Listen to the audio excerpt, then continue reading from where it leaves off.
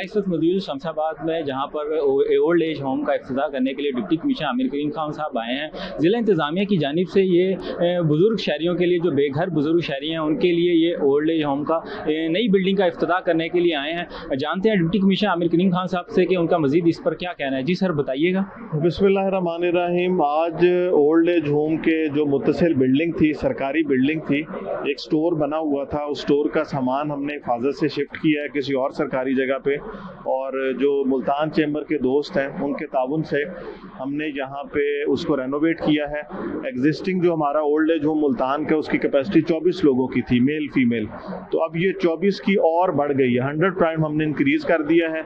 यहाँ पे उनको उसी तरह नए बेड्स दिए हैं, डाइनिंग रूम है, टीवी रूम है, खाने पीने की सहूलत है। तो ये बड़ी कंट्रीब्यूशन है चैम्बर के दोस्तों की, कि जो ऐसे लोग जिनका जनरली उनके बच्चे ख्याल रखते, वो इस आफियत गाह में आते हैं, ओल्ड एज होम में आते हैं, तो उनको घर जैसी सहूलत देना। तो ये माशरे के तमाम जो साहिब फ़िक्र लोग हैं, जिनको अल्लाह ताला ने वसाइल दिए, उनको इस तरह के कामों में बढ़ चढ़ के हिस्सा लेना चाहिए। और मैं यहाँ पे ये भी कहूँगा कि हम जो सिविल सर्वेंट्स हैं, हमें भी अपनी तवज्जो का रुख इन कामों की तरफ करना चाहिए।